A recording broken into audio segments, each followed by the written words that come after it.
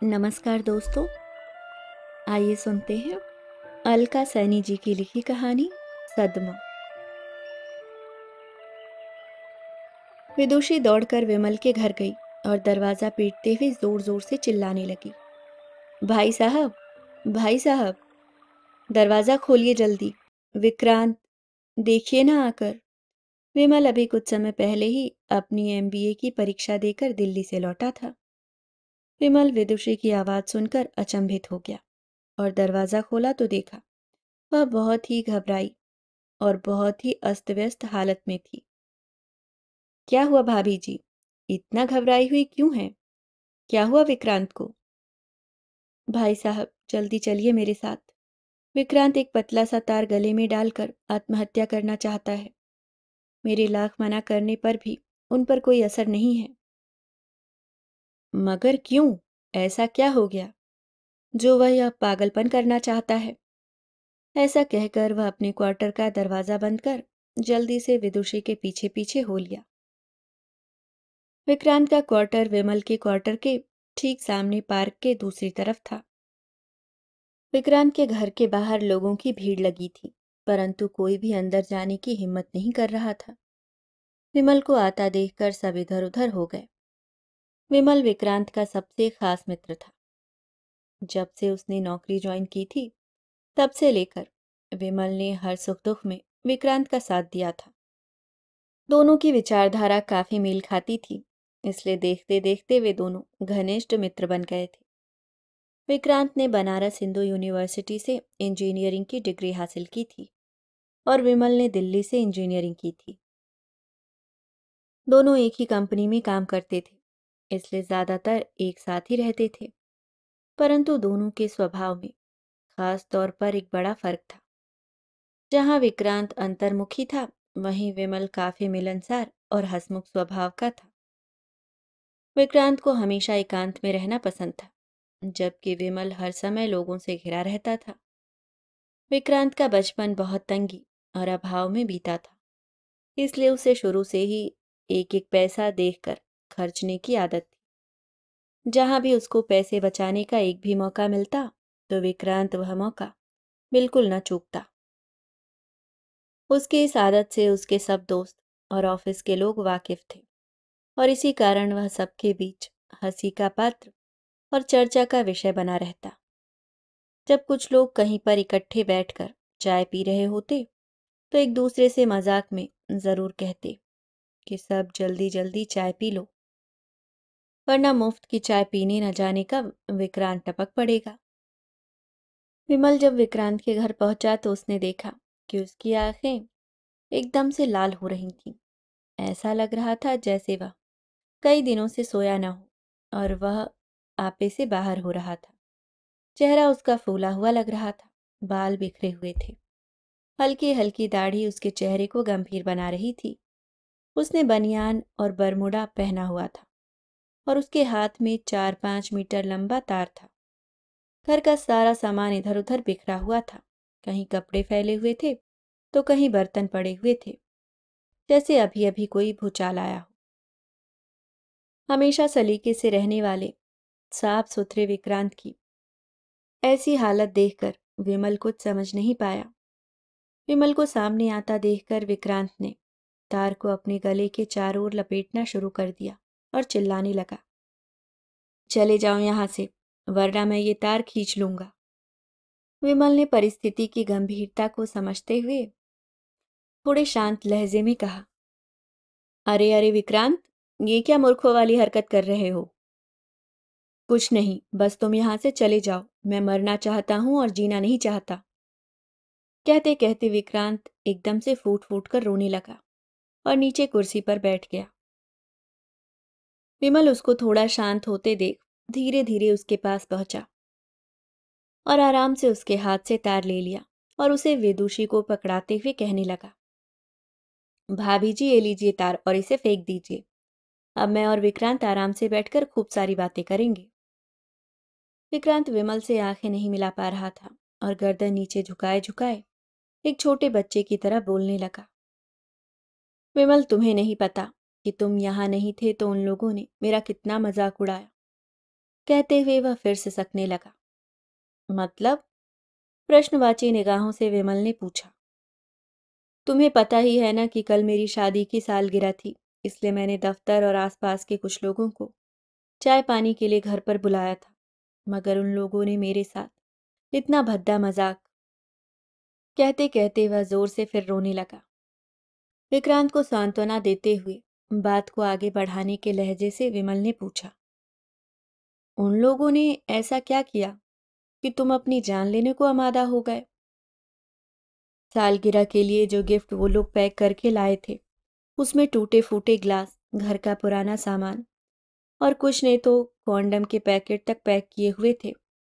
ऐसा कहते ही वह सिसकते सिसकते फिर से पास पड़ी चद्दर से अपने गले में फंदा डालकर कसने लगा।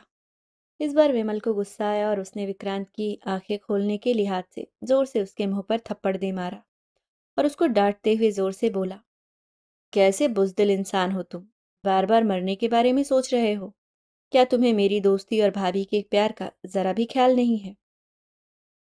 इस पर शांत होने की बजाय विक्रांत की आंखें और भी लाल हो गई और ज्यादा उग्र होते हुए अपने आपे से बाहर होते हुए कहने लगा, जाओ मेरे घर से बाहर निकल जाओ और अपनी एक मूंछ काट लो और एक मैं अपनी काट लेता हूँ।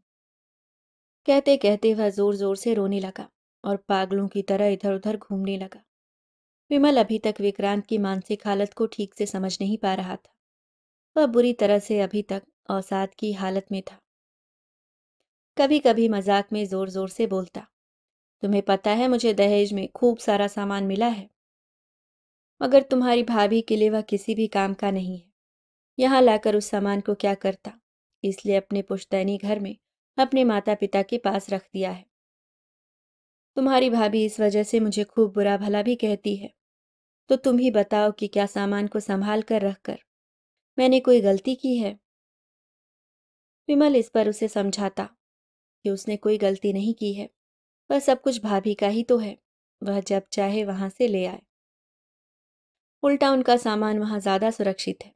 पर वह मन ही मन सोचता था कि विक्रांत बेशक दिल का बुरा नहीं है, परंतु आजकल के हिसाब से देखा जाए तो विक्रांत की पत्नी उसके स्वभाव के कारण जरूर दुखी रहती होगी और दूसरी तरफ विदुषी भाभी की वजह से विक्रांत परेशान रहता होगा, क्योंकि विदुषी बहुत बड़े घर की लड़की है और जैसे माहौल से वह आई है वैसा माहौल उसे इस कंपनी में कहाँ मिल पा रहा होगा।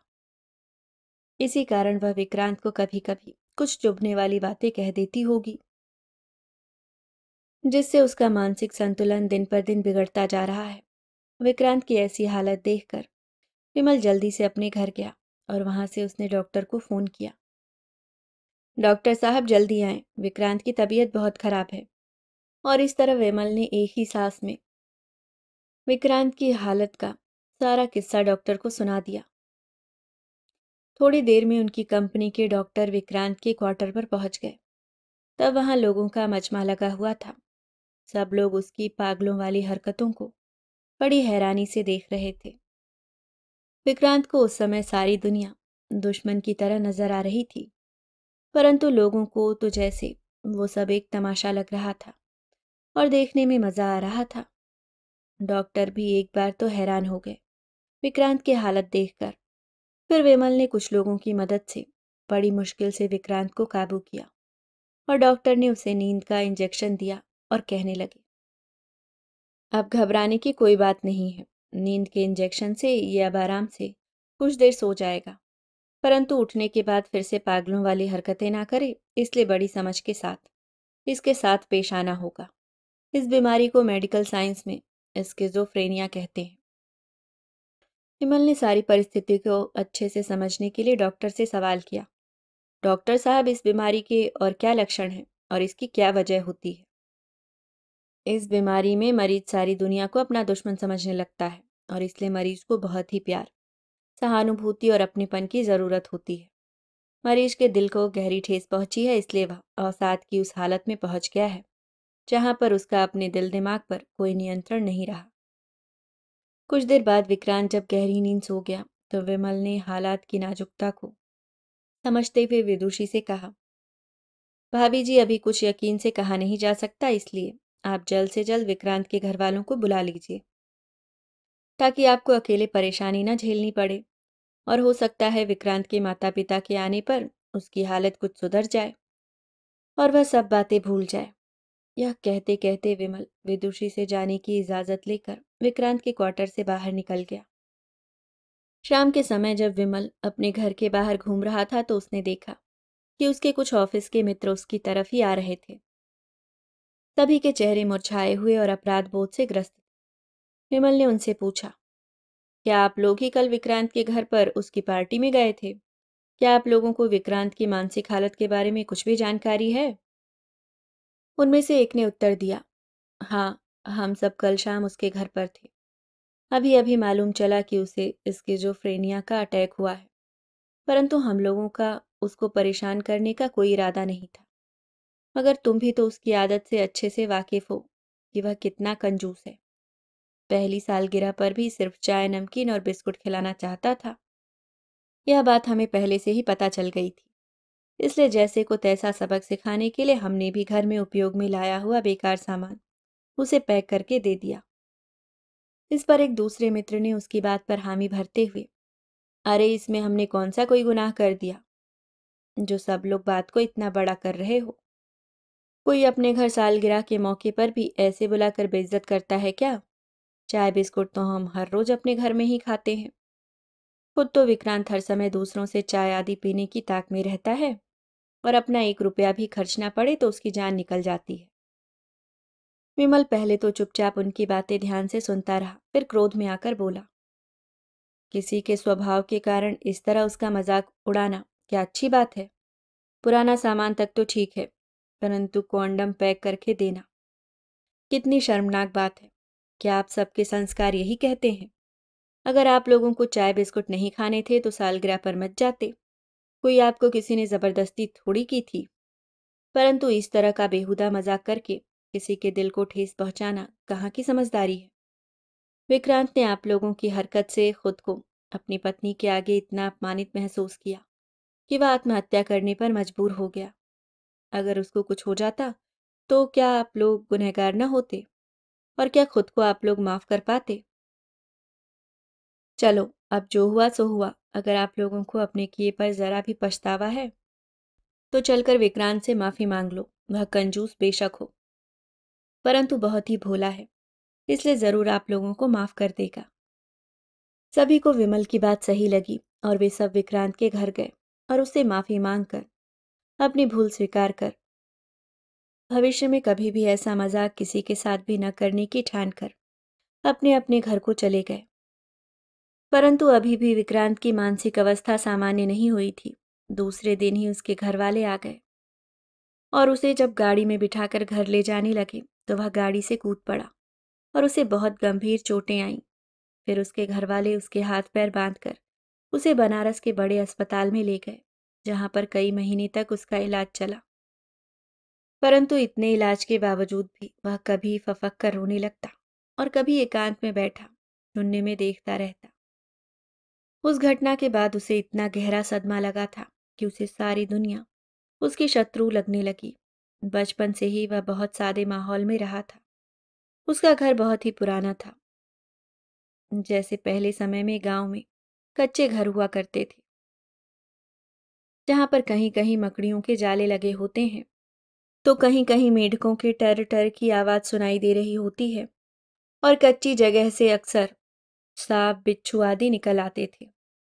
परंतु विक्रांत को इन सब से कोई फर्क नहीं पड़ता था। जियो और जीने दो की धारणा में वह विश्वास करता था। दुनिया के हर प्राणी से वह प्यार करता था और बाहरी चकाचौंध से काफी दूर था। इसलिए अब उस हादसे के बाद वह अपनी दुनिया में ही खोया रहता। न किसी से बात करता, न किसी से मिलना पसंद करता और अकेले में अपने आप से ही बातें करते रहता, जिसे हम दुनिया वाले पागल की संज्ञा देते। अभी आप सुन रहे थे अलका सैनी जी की लिखी कहानी सदमा।